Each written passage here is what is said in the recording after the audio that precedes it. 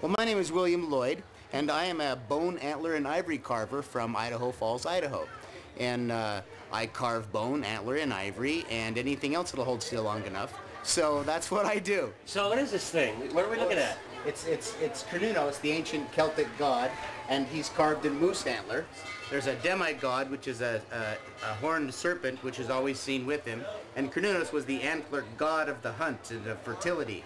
And so he's got all the signs of fertility, like the holly and the berries and the oak leaves and the acorns and his antlers, of course. My question is, did you just wake up one morning knowing how to do this? What happened? I mean, this is not something that looks like it's a lifetime kind of a deal here. Well, you know, I've been an artist of one type or another for at least part of my living ever since I was in high school.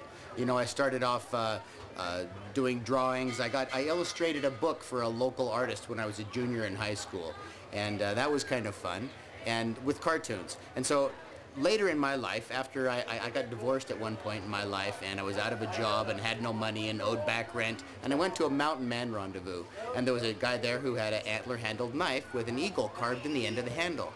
Well, I really liked it, but I couldn't afford to take it home with me. So I went home that night and I was thinking about it, and I had an old buck knife, and I had a deer antler that was from a deer I had shot as a kid. And so I took the deer antler apart and the buck knife apart, and I put them together and made a handle, and then I carved a bear head in the end of it with my Dremel tool. And the rendezvous went for 3 weekends, so I went back the next weekend and I was showing everyone this bare-headed knife that I'd made, and everybody wanted it. And about halfway through the day, somebody offered me more money than I owed in back rent. So I sold it and took orders for 3 more, and I have been a bone carver for my living ever since. This is actually kind of a self-portrait that I did. A self-portrait? Yeah, oh, you see yourself as a what god? A Nordic god? No, but you know, it's pretty hard to get someone to sit still for you for 8 hours. This one, he's Carnunos. I have another one across the way over here who is Bacchus, and he's the god of wine and revelry. The swords that I make, they have Damascus steel blades, and they're made of several different types of material as far as the handles go. One of the main materials I work in is antler, and these top 3 swords are made of moose antler with hardwoods, and then they're all carved. All of the swords are carved with themes that go with the style of sword and the era in which it would have been fought with. Okay, all of my swords are real weapons that are truly constructed in a battle-worthy manner with wide tangs and peened over ends, and every one of these is a real weapon.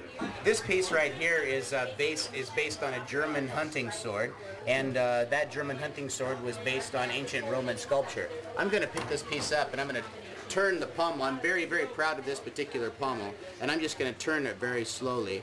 And I want you to have a close look at this lion that is... Oh, my. Look at that. Look at the pommel. Look at this lion that's attacking this gazelle right here. Up on top of yeah, it's gazelle. right up on top of that gazelle. Has its head and its jaws and all of that. And that's taken right directly from ancient sculpture, this whole design. As well as the lion rampant on the handle. And there's one of those on either side of the handle.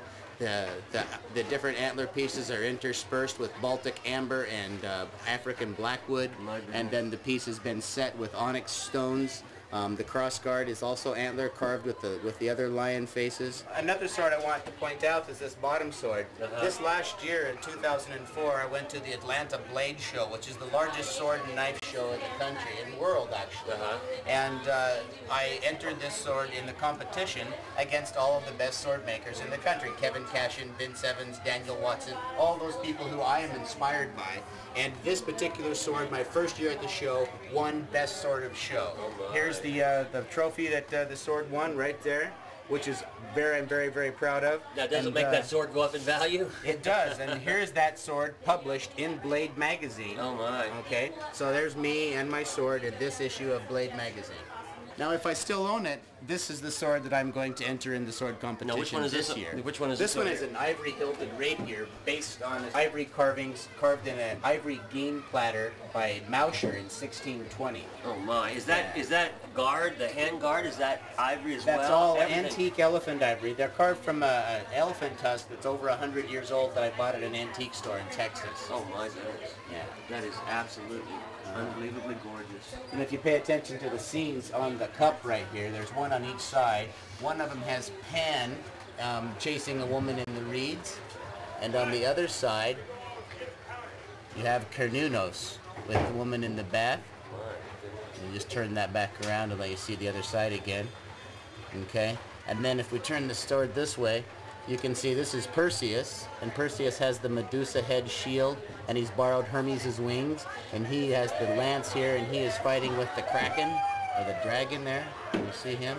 And all of those scenes are scenes that was carved into that ivory game platter by Mauscher in 1620, and his carvings were based on Ovid's Metamorphosis.